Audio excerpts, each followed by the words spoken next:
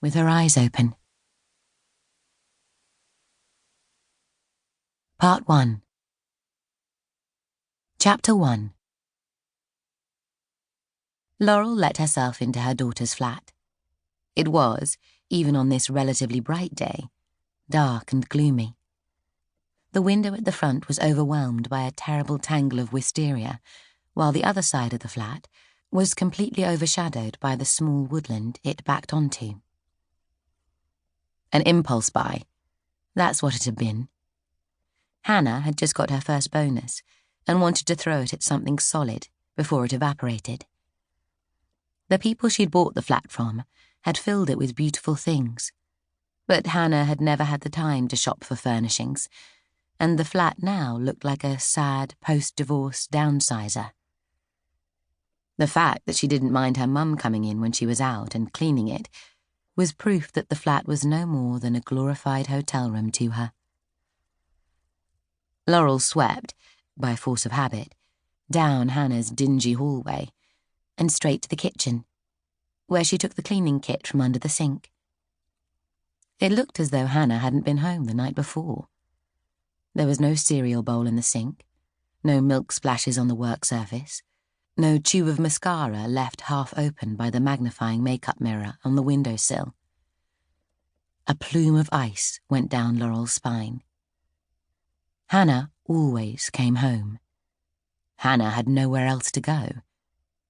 She went to her handbag and pulled out her phone, dialed Hannah's number with shaking fingers, and fumbled when the call went through to voicemail, as it always did when Hannah was at work. The phone fell from her hands and towards the floor, where it caught the side of her shoe and didn't break. "Shit," she hissed to herself, picking up the phone and staring at it blindly. Shit. She had no one to call, no one to ask. "Have you seen Hannah? Do you know where she is?" Her life simply didn't work like that.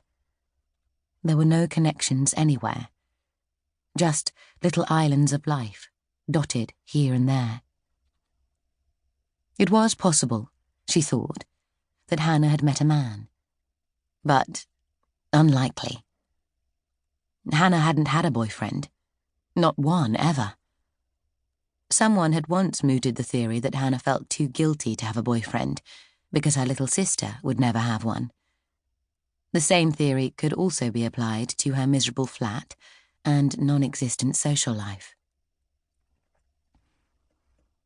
Laurel knew simultaneously that she was overreacting, and also that she was not overreacting.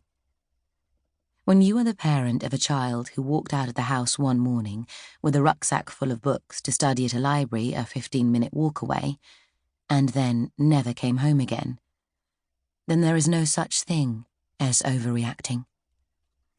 The fact that she was standing in her adult daughter's kitchen, picturing her dead in a ditch because she hadn't left a cereal bowl in the sink, was perfectly sane and reasonable in the context of her own experience. She typed the name of Hannah's company into a search engine and pressed the link to the phone number.